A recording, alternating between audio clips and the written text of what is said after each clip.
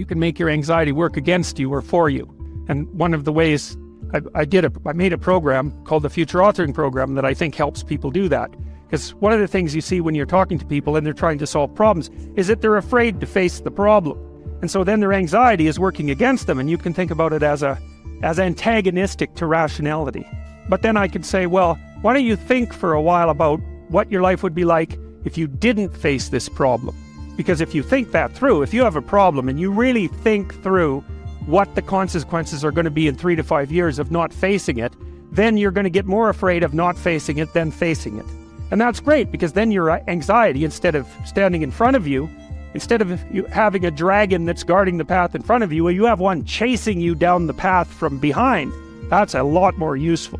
And so, that's just a minimal example of the utility of getting your emotions and your thoughts aligned the same way. The same thing happens with aggression. One of the most common reasons that people come and seek psychotherapy really is because they're too agreeable. But what that means is they're not assertive enough. They haven't integrated their capacity for aggression, and so other people can push them around. And they're very conflict avoidant.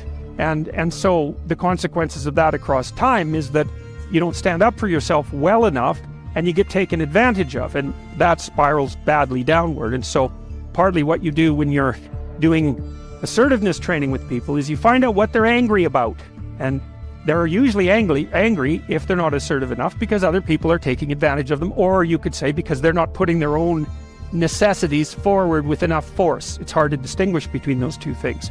But anyways, you get them to talk about what they're angry about. That often makes them cry, often many times.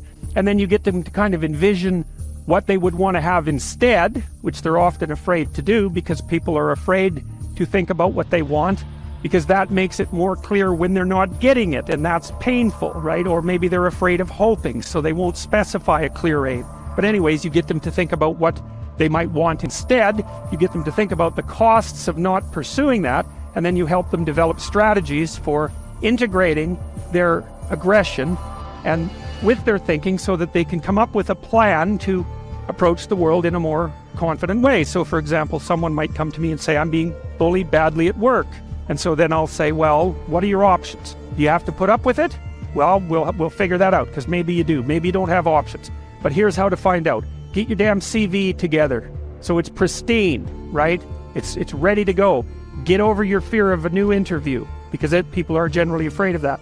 Get over your fear of applying for a new job. Start thinking about what it would mean to have a different job.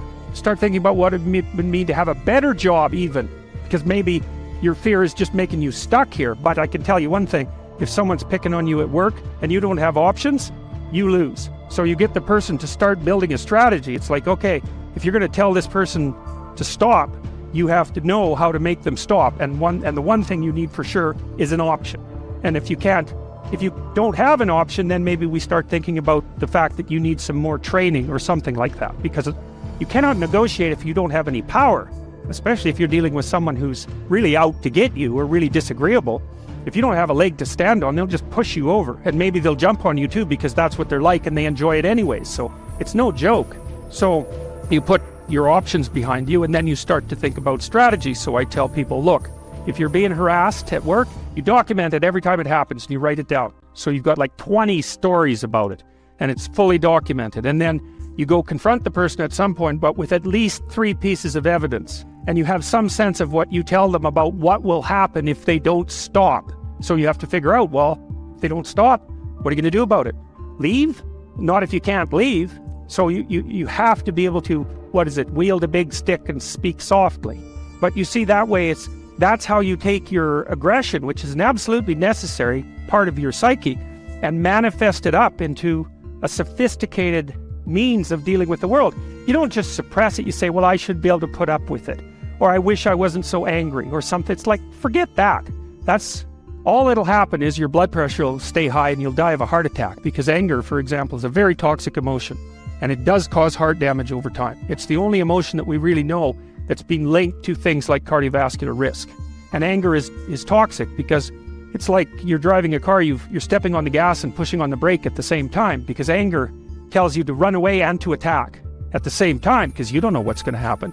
And so it really amps up the physiological demand on your body.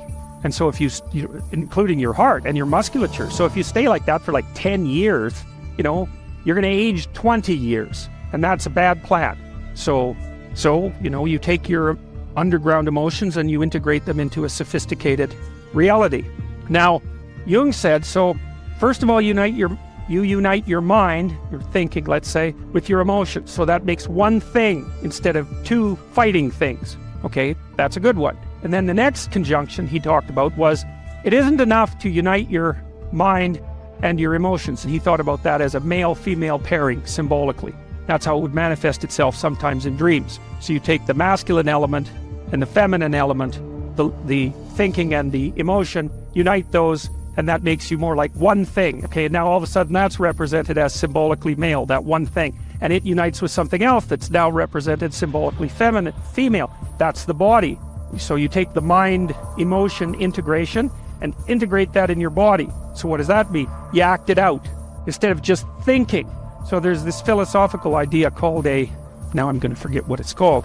It's a contradiction in action. There's actually a technical term for it. But that's when you think and believe something, but you don't act it out. And so that means there's a dissociation in you somehow between your abstract representations and what you manifest in action. Well, that's another form of discontinuity that isn't doing you any good. The driver's going one way and the car's going the other, and you won't even be able to understand yourself if you do that. But even more, you're not putting your principles into practice, so you're dissociated. Your being is dissociated. So once you get your mind and your emotions working together, then the next thing to do is to act that out consistently. So that was the second conjunction as far as Jung was concerned. And then the third one was, this is the tough one, and this is the one that's related to phenomenology. You erase the distinction between yourself and the world. Okay, that's a tough one. So imagine you're dealing with someone who's hoarding. Now, people who are hoarding are often older or neurologically damaged, or they have obsessive compulsive disorder. But then you walk into their house and there's like 10,000 things in their house. There's maybe 100 boxes, and you open up a box, and in the box there's some pens and some old passports and some checks and their collection of silver dollars and some hypodermic needles and some dust and a dead mouse and there's boxes and boxes and boxes like that in the house. It's absolute chaos in there. Absolute chaos, not order, chaos. And then you think, is that their house or is that their being? Is that their mind? And the answer is, there's no difference. There's no difference.